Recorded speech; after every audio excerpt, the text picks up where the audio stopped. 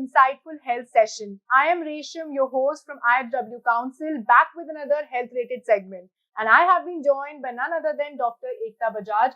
Firstly, thank you so much, Doctor, for being a part of the segment. Warm greetings. I am Dr. Ekta Bajaj, Senior Consultant Obstetrics and Gynecology. Thank you, Resham. Thank you, ISWC, for organizing this session, and I would love to answer all the questions. Okay, so for those of you who don't know, और मैं अपने audience को बता दूं कि आज का जो पर्टिकुलर सेगमेंट है, हेल्थ रिलेटेड सेगमेंट है, हमारे बहुत से जो डाउट्स है, कंफ्यूजन्स क्लियर करेगा, because it is all about women's health, men's health for that matter. We'll be talking about sexual health, menstrual health and what not. So I think it's important to just jump in. So पहले हम menstrual health के बारे में बात करना चाहेंगे. So the first thing that I want to ask is कि ma'am हम देखते हैं कि menstrual cups की popularity बहुत ज़्यादा बढ़ रही है and people are comparing it to pads and tampons. तो आपको इस पे क्या take है? Yeah, nowadays menstrual cups are becoming popular. Menstrual cup popular होने के बहुत से reason हैं. एक तो ये बहुत ही कॉस्ट इफेक्टिव है क्योंकि आप इनको अगर एक बार खरीदें और उसके बाद प्रॉपरली यूज करें तो 8 से 10 साल तक एक मेंस्ट्रुअल कप को यूज किया जा सकता है. तो लॉन्ग रन में ये बहुत ही इकोनॉमिकल पड़ते हैं. And secondly they are environment friendly क्योंकि ये एक मेडिकल ग्रेड इनफ मटेरियल के बने होते हैं जैसे कि लेटेक्स, रबर और सिलिकॉन, और इनकी वजह से एनवायरमेंटल बर्डन भी नहीं होता क्योंकि इनको रीयूज किया जा सकता है, जबकि टैम्पॉन्स एंड पैड्स इनको रीयूज नहीं किया जा सकता और ये डिस्पोजेबल होते हैं. लेकिन अगर ईज ऑफ यूज की बात करें तो टैम्पॉन्स के साथ मेंस्ट्रुअल कप्स के साथ थोड़ा सा डिफिकल्टी होती है क्योंकि इसको कैसे यूज करना है इसके लिए लर्न करना पड़ता है. इसके लिए एक लर्निंग टेक्निक है, लेकिन एक बार आप उसे सीख जाएं तो ये बहुत ही इजी हो जाता है यूज करना. जबकि for beginners pads are very easy to use. जैसे कि we are seeing कि women में irregular periods की प्रॉब्लम बहुत ज़्यादा बढ़ रही है. So with that irregular periods से और हेल्थ इश्यूज भी हो सकते हैं. रेशम, आपने बिल्कुल सही कहा. आज की डेट में सबसे ज़्यादा हम ओपीडी में जो पेशेंट देखते हैं वो यूजुअली मेंस्ट्रुअल इरेगुलरिटीज़ के ही होते हैं. कुछ लोगों को बहुत जल्दी पीरियड्स आ रहे हैं, कुछ लोगों को बहुत डिलेड पीरियड्स होते हैं. इसके बहुत से अंडरलाइन कॉजेज होते हैं. हार्मोनल इम्बैलेंस हो सकता है, थायराइड डिसऑर्डर हो सकता है, पॉलीसिस्टिक ओवेरियन डिजीज हो सकता है, पॉलीसिस्टिक ओवेरियन सिंड्रोम हो सकता है, एक्सेस वेट गेन हो सकता है, अंडरवेट हो सकता है, ईटिंग प्रॉब्लम्स हो सकती हैं एंड स्ट्रेस इश्यूज हो सकते हैं. एंड इरेगुलर पीरियड की वजह से और हेल्थ प्रॉब्लम्स भी आ सकती हैं. जैसे कि जिस लेडी में इरेगुलर पीरियड है वो अपना ओव्यूलेशन भी ट्रैक नहीं कर सकती है, और हो सकता है इरेगुलर पीरियड्स के कारण एनोवुलेशन भी हो. तो ऐसे लोगों को कंसीव करने के लिए भी मेडिकल हेल्प की ज़रूरत हो सकती है. इसके अलावा जिन फीमेल्स में बहुत ज़्यादा ब्लीडिंग होती है उनको अनीमिया की प्रॉब्लम हो सकती है. इवन ऐसे लोगों में कैल्शियम एब्जॉर्प्शन की भी प्रॉब्लम होती है क्योंकि हार्मोनल इम्बैलेंस होता है, ईस्ट्रोजन डेफिशिएंसी होती है, और कैल्शियम एब्जॉर्प्शन ठीक से ना होने के कारण से ऑस्टियोपोरोसिस भी हो सकता है. अगर हम और प्रॉब्लम्स की बात करें तो इरेगुलर पीरियड्स के साथ metabolic syndrome and diabetes mellitus type 2, hypertension and cardiovascular diseases भी एसोसिएटेड हैं. और इरेगुलर पीरियड के साथ एंडोमेट्रियल हाइपरप्लेजिया का रिस्क भी बढ़ता है, जिसमें कि अंदर की झिल्ली यानी कि एंडोमेट्रियल लाइनिंग बहुत ही थिक हो जाती है और जिसकी वजह से एंडोमेट्रियल कैंसर का रिस्क भी बढ़ता है. तो अगर आपको इरेगुलर पीरियड्स हैं तो आप अपने डॉक्टर से ज़रूर कंसल्ट करें और उसका ट्रीटमेंट लें. ओके मैम, विद दैट जैसे आपने इतने सारे प्रॉब्लम्स बताए जो होते हैं, क्या मेंस्ट्रुअल साइकिल और हमारे स्लीप साइकिल में कोई लिंक है, कोई इफेक्ट होता है? यस, मेंस्ट्रुअल साइकिल और sleep pattern is linked. Usually आपने देखा होगा कि प्री मेंस्ट्रुअल फेज में लेडीज को, गर्ल्स को सोने में प्रॉब्लम आती है और उनकी यूजुअली डिस्टर्ब स्लीप रहती है. इसके भी बहुत से कारण होते हैं. एक तो ब्रेस्ट टेंडरनेस होती है, बॉडी में वाटर रिटेंशन बढ़ जाता है एंड पेल्विक पेन होती है, जिसकी वजह से सोने में दिक्कत आ सकती है और स्लीप डिस्टर्बेंस आ सकती हैं. Secondly there are some hormonal changes. Oestrogen और प्रोजेस्टेरोन लेवल्स चेंज होते हैं जिसकी वजह से स्लीप डिस्टर्बेंस आ सकती हैं. साथ ही साथ मेलाटोनिन के लेवल भी कम होते हैं. मेलाटोनिन की वजह से हमें नींद आती है, लेकिन प्री मेंस्ट्रुअल फेज में मेलाटोनिन लेवल कम हो जाते हैं. इवन बॉडी की सेंसिटिविटी मेलाटोनिन के प्रति कम हो जाती है, जिसकी वजह से सोने में दिक्कत आती है. मैम, तो उसके लिए हम कुछ कर सकते हैं, लाइक एनी सोल्यूशन? हाँ, उसके लिए कुछ हेल्थ टिप्स हैं। सबसे पहले तो मैं ये बताना चाहूँगी कि आपको प्रॉपर एक्सरसाइज करना चाहिए, क्योंकि एक्सरसाइज से भी बॉडी में हैप्पी हॉर्मोन्स आते हैं, आप थकते हैं, जिससे आपके बाद आपको नींद आती है। And secondly, you should avoid caffeine, alcohol, specially 3 to 4 hours before sleep. Even tobacco products, उनको भी अवॉइड करना चाहिए। आपको हेल्दी खाना खाना चाहिए। तो आपको ये सब चीजें करनी चाहिए। और अगर फिर भी आपको नींद नहीं आती है तो आपको मेडिकल हेल्प भी ले सकते हैं। अगर आपको पेन है तो उसके लिए आप पेन किलर भी यूज कर सकते हैं। Okay, if you get married at a young age then आपको फर्टिलिटी इश्यूज फेस नहीं करने पड़ते हैं। Is it true doctor? या दैट इज ट्रू। अगर आपकी मैरिज यंग एज में हो जाती है, आपके पास बहुत अच्छा ओवेरियन रिजर्व होता है और प्रॉब्लम्स जैसे कि मेडिकल इश्यूज भी यूजुअली कम होते हैं, because medical issues with age बढ़ते हैं, तो कंसीव करना इजी होता है। लेकिन आज की डेट में हमने देखा है मैरिजेस भी लेट होती हैं। अगर मैरिजेस जल्दी भी हो जाती हैं, due to professional commitment, females usually conceive नहीं कर पाती हैं और उनको अपना फैमिली प्लानिंग थोड़ा सा पोस्टपोन ही करना पड़ता है।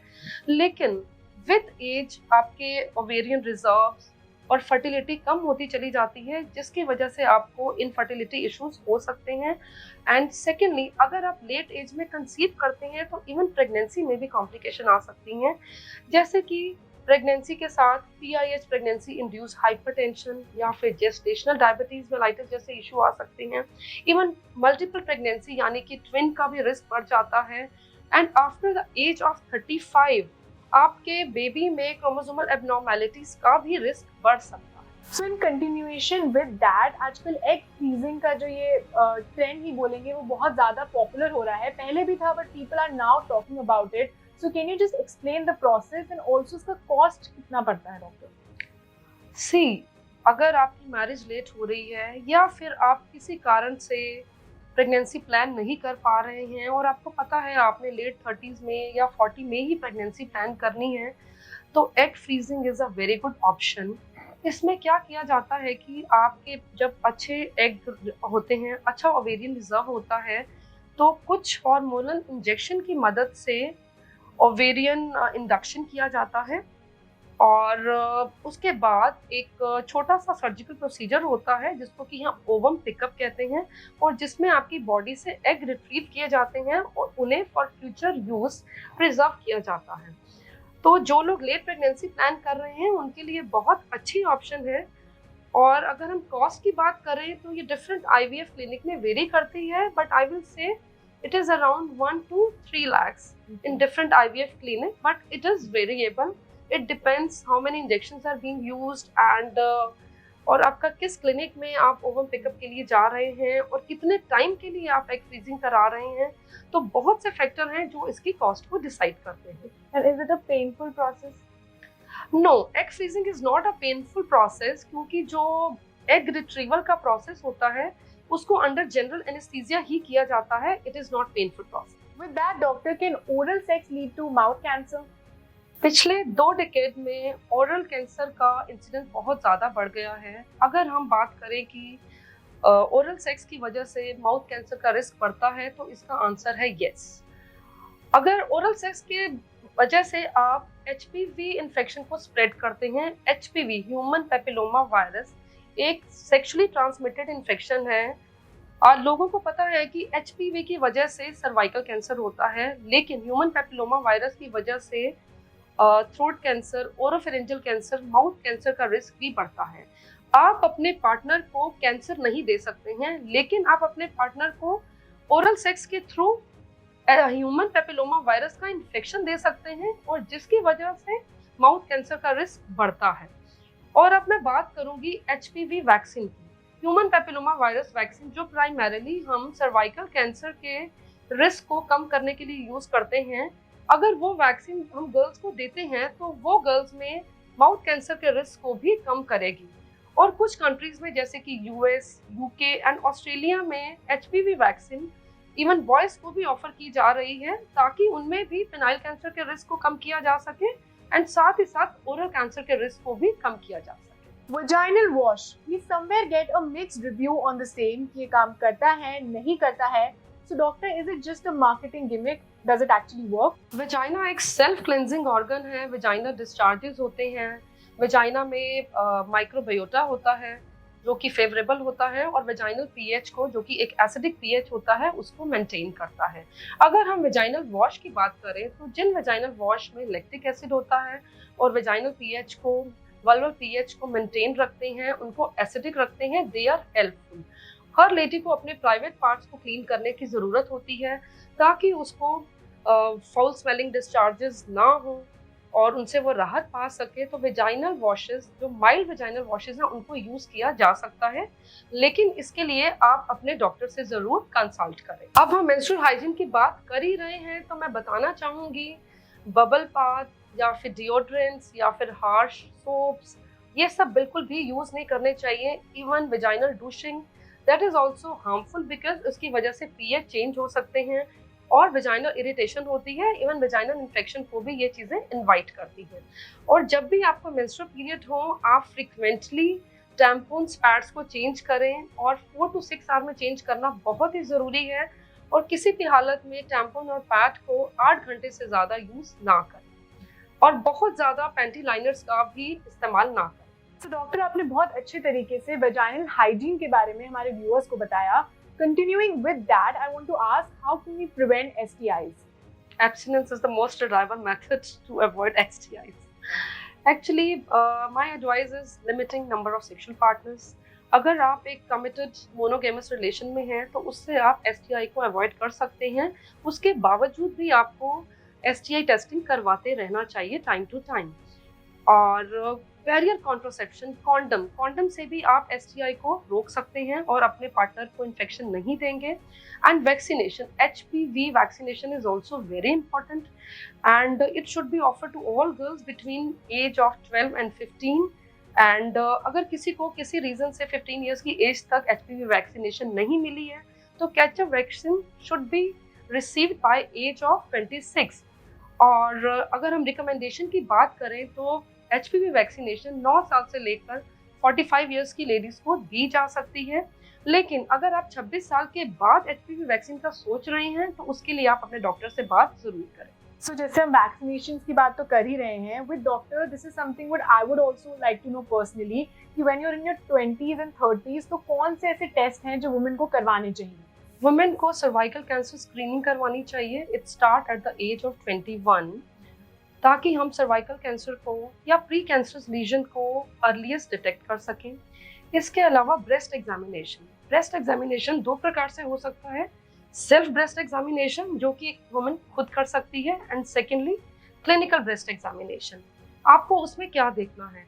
आपको देखना है कि आपकी दोनों ब्रेस्ट का साइज नॉर्मल है, एक जैसा साइज है, और सेकेंडली कोई स्किन चेंजेस तो नहीं है, निपल में से कोई डिस्चार्ज तो नहीं आ रहा, मिल्की डिस्चार्ज या फिर ब्लडी डिस्चार्ज तो नहीं आ रहा, स्किन पकरिंग तो नहीं है, या फिर कोई लंप तो नहीं है। अगर आपको कोई भी प्रॉब्लम आ रही है इनमें से तो आप अपने डॉक्टर से ज़रूर कंसल्ट करें ताकि आपके डॉक्टर ब्रेस्ट को पैल्पेट करके अगर कोई लीजन है या फिर फाइब्रोएडिनोमा है, लंप है, तो उसको डिटेक्ट कर सकें। इसके अलावा ब्रेस्ट डिजीजेस को डिटेक्ट करने के लिए कुछ टेस्ट भी एडवाइस किए जाते हैं अकॉर्डिंग टू पेशेंट प्रोफाइल, जैसे कि ultrasound. It is a very simple test. अगर हमें अल्ट्रासाउंड पे कुछ डाउट होता है तो कुछ एडवांस टेस्ट जैसे कि MRI भी किया जा सकता है।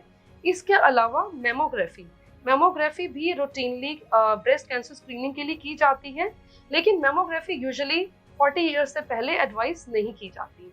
अगर हम और टेस्ट की बात करें तो थायराइड डिसफंक्शन भी बहुत ही कॉमन है इन 30s, तो लेडीज़ को थायराइड फंक्शन टेस्ट ज़रूर करवाना चाहिए। इसके अलावा इंडियन डाइट में विटामिन डी, विटामिन B12 का भी बहुत डेफिशिएंसी होती है, तो इसके लिए भी आपको रूटीनली टेस्टिंग करवाते रहना चाहिए। एंड इससे पहले हमने सेक्सुअली ट्रांसमिटेड इन्फेक्शन की बात की, तो सेक्सुअली ट्रांसमिटेड इन्फेक्शन के लिए HPV टेस्टिंग, पैप टेस्ट, ये तो हम करते ही हैं। इसके अलावा testing for chlamydia, gonorrhoea and HIV के लिए भी करवानी चाहिए। सो डॉक्टर, थोड़ी सर्वाइकल कैंसर के बारे में बात करते हैं। With that, what screening should one undergo for cervical cancer and when? Cervical cancer की स्क्रीनिंग के लिए 2 तरह के टेस्ट अवेलेबल हैं, HPV test and pap test. HPV test की मदद से high risk human papilloma virus को डिटेक्ट किया जाता है। And pap test, this is also called cervical cytology test, जिसमें कि प्री कैंसरस सर्वाइकल सेल्स को डिटेक्ट किया जाता है, साथ ही साथ सर्वाइकल कैंसर सेल्स को भी डिटेक्ट किया जा सकता है। एंड पैप टेस्ट की मदद से नॉन कैंसरस लीजन्स जैसे कि इन्फ्लामेशन एंड इन्फेक्शन को भी डिटेक्ट किया जा सकता है। अगर हम एज की बात करें तो सर्वाइकल कैंसर स्क्रीनिंग किस एज में स्टार्ट करनी चाहिए? Right age is 21 to start cervical cancer screening, और जिसके लिए पैप टेस्ट किया जाता है, और इसके बाद इसको एवरी 3 इयर्स रिपीट करना चाहिए अगर आपकी एज 21 टू 29 के बीच में है। For age group 30 to 65 we have 3 type of test. One is PAP test every 3 years, HPV test every 5 years. अगर हम दोनों टेस्ट करते हैं HPV and PAP test, that is co-testing, it should be done every 5 years. अगर आपकी as 65 year से ज़्यादा है तो इसके लिए आपको अपने डॉक्टर से कंसल्ट करना चाहिए कि आपको कितना फ्रिक्वेंटली सर्वाइकल कैंसर स्क्रीनिंग करवानी चाहिए। जिन लेडीज का पहले से ही regular cancer cervical cancer screening हुआ है और उनके रिजल्ट्स भी नॉर्मल रहे हैं, कोई एबनॉर्मल टेस्टिंग रिजल्ट नहीं आए हैं, तो उनको यूजुअली फर्दर स्क्रीनिंग की ज़रूरत नहीं होती है। लेकिन कुछ केसेस ऐसे भी हैं जहां पर यूजुअल से फ्रीक्वेंट सर्वाइकल कैंसर स्क्रीनिंग की ज़रूरत होती है, जैसे कि immuno compromise patient, tuberculosis patient, HIV patient, या फिर जिसमें एबनॉर्मल सेल्स डिटेक्ट हुई हैं, तो ऐसे लोगों को नॉर्मल से अधिक फ्रीक्वेंट सर्वाइकल कैंसर स्क्रीनिंग की जरूरत भी पड़ सकती है। Moving on, doctor, what are the most effective birth control options? Are contraceptive pills actually effective and safe? Birth control के लिए बहुत से ऑप्शंस अवेलेबल हैं, जैसे कि barrier contraception, condoms, oral contraceptive pills, hormonal pills and intrauterine devices, उसकी भी बहुत सी वैरायटी है। इसके अलावा परमानेंट बर्थ कंट्रोल, जिसके लिए मेल एंड फीमेल स्टरलाइजेशन किया जाता है। तो सबसे पहले मैं बात करूंगी बैरियर कॉन्ट्रासेप्शन की एंड कॉन्डम्स की। यंग कपल्स के लिए condom is a very effective method for birth control, and इसके अगर आप बैरियर कॉन्ट्रासेप्शन यूज करते हैं तो आप STI यानी कि सेक्सुअली ट्रांसमिटेड इन्फेक्शंस को भी अवॉइड कर सकते हैं। लेकिन कुछ कपल्स बहुत कंफर्टेबल फील नहीं करते हैं और वो बैरियर कॉन्ट्रासेप्शन यूज नहीं करना चाहते, तो उनके लिए और ऑप्शंस अवेलेबल हैं, जैसे कि birth control pills, combined oral contraceptive pills. आजकल मार्केट में जो पिल्स आ रही हैं उनमें बहुत ही कम मात्रा में हार्मोन्स को यूज किया जाता है और यूजुअली उनके साइड इफेक्ट्स भी नहीं होते हैं। लेकिन मैं यहाँ बताना चाहूँगी, अगर आप ओरल कॉन्ट्रासेप्टिव पिल्स ले रहे हैं तो आप अपने डॉक्टर से ज़रूर कंसल्ट करें, क्योंकि इसमें हम यूजुअली रूटीनली टेस्ट भी करवाते हैं और कुछ ऐसी मेडिकल कंडीशंस होती हैं जिसमें कि बर्थ कंट्रोल पिल्स को एडवाइस नहीं किया जाता।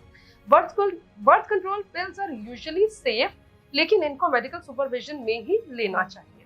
अब मैं बात करूंगी इंट्रायूट्राइन डिवाइस की। ये भी बहुत तरह की होती हैं, जैसे कि कॉपर टी, जो कि यूजुअली गवर्नमेंट सेटअप में यूज होती है। इसके अलावा आता है मेडिकेटेड यानी कि progesterone containing IUD intrauterine device. इसकी मदद से कॉन्ट्रासेप्शन तो होगा ही, साथ ही साथ मेनोरेजिया जैसी प्रॉब्लम, जिनको बहुत ज़्यादा हेवी मेंस्ट्रुअल ब्लड फ्लो होता है या इरेगुलर पीरियड्स की प्रॉब्लम है, तो उसको भी ट्रीट किया जा सकता है। एंड जिन लोगों का फैमिली कंप्लीट है और उन्हें आगे फ्यूचर में फैमिली प्लान नहीं करनी, उनके लिए परमानेंट बर्थ कंट्रोल भी एक सॉल्यूशन है, जिसके लिए मेल या फीमेल स्टरलाइजेशन ऑफर किया जा सकता है, जिसको हम ट्यूबेक्टमी या वेजेक्टमी के नाम से भी जानते हैं। मेल्स में वेजेक्टमी नाम का एक शॉर्ट प्रोसीजर होता है एंड फीमेल्स में ट्यूबेक्टमी की जाती है फॉर परमानेंट स्टरलाइजेशन। एक मेजर कंफ्यूजन जो आई थिंक बहुत से लोगों के माइंड में अभी भी है, PCOD versus PCOS, the difference between the two. PCOD and PCOS आजकल बहुत ही कॉमन है, और मजे की बात तो ये है कि OPD में हमारे पास पेशेंट्स आते हैं और वो हमें खुद बताते हैं कि हमें PCOD है। तो इंडिया में सेल्फ डायग्नोसिस भी बहुत ही कॉमन है, बट PCOD और PCOS में कुछ डिफरेंसेस हैं, दो इनके सिम्टम्स ओवरलैप करते हैं। PCOD is polycystic ovarian disease, जिसमें कि ओवरी इमेच्योर एग्स प्रोड्यूस करती है और जिसकी वजह से सिस्ट बन सकते हैं। जबकि PCOS यानी कि पॉलीसिस्टिक ओवेरियन सिंड्रोम एक एंडोक्राइन डिसऑर्डर है, एक मेटाबॉलिक सिंड्रोम है, जिसमें कि हार्मोनल चेंजेस होते हैं और जिसकी वजह से ओवरीज बहुत ही अधिक मात्रा में मेल हार्मोन जिसको कि एंड्रोजन कहते हैं वो रिलीज करती हैं, जिसकी वजह से मेंस्ट्रुअल इरेगुलरिटीज हो सकती हैं एंड ओव्यूलेशन हो सकता है। अगर हम सिवियरिटी की बात करें तो PCOD is the milder disease and PCOS much serious as compare to polycystic ovarian disease. और पीसीओएस को ट्रीट करना भी मुश्किल है, जबकि पीसीओडी को ट्रीट करना रिलेटिवली सिंपल है। पीसीओडी को ट्रीट करने के लिए अगर आप लाइफस्टाइल चेंजेस करते हैं, हेल्दी वेट मेंटेन करते हैं, हेल्दी डाइट लेते हैं, तो उसकी मदद से बहुत से पीसीओडी केसेस को ट्रीट किया जा सकता है। लेकिन अगर हेल्दी लाइफस्टाइल के बावजूद भी आपको प्रॉब्लम आ रही है और पीसीओडी को ट्रीट नहीं कर पा रहे हैं, तो आप अपने डॉक्टर से कंसल्ट करें और कुछ मेडिसिन की मदद ली जा सकती है ताकि मेंस्ट्रुअल इरेगुलरिटीज को करेक्ट किया जा सके। अब मैं बात करूंगी पीसीओएस की। जैसे मैंने बताया कि polycystic ovarian syndrome is much worse if we compare it with PCOD, और इसकी वजह से कुछ कॉम्प्लिकेशंस भी हो सकती हैं, जैसे कि diabetes mellitus type 2 and cardiovascular disease, और जबकि पीसीओडी में ये सब प्रॉब्लम्स नहीं देखी जाती। अगर हम सिम्टम्स या पेशेंट की कंप्लेंट की बात करें तो सिम्टम्स यूजुअली ओवरलैप करते हैं और कॉमन कंप्लेंट्स होती हैं मेंस्ट्रुअल इरेगुलरिटीज एंड इनफर्टिलिटी। इसके अलावा acne, hirsutism, weight gain, these are the usual symptoms which patient comes with. With that, doctor, what are the most women health issues you encounter in your practice? अगर मैं बात करूं तो सबसे ज़्यादा patients जो ओपीडी में हम यूजुअली देखते हैं वेजाइनल इन्फेक्शंस, क्योंकि इन्फेक्शन बहुत ही कॉमन है, और secondly polycystic ovarian disease as we already discussed, and इसके अलावा menstrual irregularities, this is very common क्योंकि प्यूबर्टी से लेकर मेनोपॉज तक विमेन में बहुत से ट्रांजिशन फेजेस होते हैं, बहुत से चेंजेस होते हैं, और मेंस्ट्रुअल इरेगुलरिटीज बहुत ही कॉमन प्रॉब्लम है। और मेंस्ट्रुअल इरेगुलरिटीज सबसे ज़्यादा कॉमन होती हैं ड्यूरिंग मेनार्की या फिर पेरीमेनोपॉजल फेज में, क्योंकि उस पीरियड के दौरान बहुत से हार्मोनल चेंजेस होते हैं और मेंस्ट्रुअल इरेगुलरिटीज होती हैं। इसके अलावा अगर हम लीजन्स की बात करें जैसे कि फाइब्रॉइड्स, ओवेरियन सिस्ट, ये भी बहुत ही कॉमन है, और आजकल अल्ट्रासाउंड फैसिलिटीज बहुत ही कॉमनली अवेलेबल है, नॉन इन्वेजिव टेस्ट है, बहुत एक्सपेंसिव भी नहीं है, तो ये प्रॉब्लम इजीली डिटेक्ट हो जाती हैं। तो फाइब्रॉइड, ओवेरियन सिस्ट या फिर एंडोमेट्रियोसिस, एंडोमेट्रियोटिक सिस्ट, ये हम बहुत ही फ्रिक्वेंटली ओपीडी में देखते हैं। And lastly, this is something that I would personally like to know. As a woman, I would like to know, do doctors judge their patients? No, not at all. मुझे ऐसा लगता है patients को बहुत ही खुलकर फ्रैंकली अपने doctor से अपनी प्रॉब्लम्स, अपने इश्यूज को, अपने सिम्टम्स को डिस्कस करना चाहिए, बताना चाहिए, क्योंकि we doctors are here to help you, to cure you. तो डॉक्टर्स पेशेंट्स को बिल्कुल भी जज नहीं करते हैं। डॉक्टर पेशेंट का रिलेशन एक बहुत ही फ्रेंडली, कॉन्फिडेंशियल रिलेशन होता है, तो बहुत ही आप कॉन्फिडेंस से अपने डॉक्टर को कुछ भी बता सकते हैं ताकि वो आपकी सही टाइम पर मदद कर सके। Okay, so thank you so much Dr. Ekta for being a part of this segment, and ये बहुत ही candid conversation थी, and मैंने तो इससे बहुत कुछ सीखा। I'm sure हमारे viewers भी बहुत कुछ जानेंगे after this particular segment is uploaded. So thank you so much Doctor for being a part. Thank you so much for inviting me for this session. I really love talking to the audience. Thank you so much.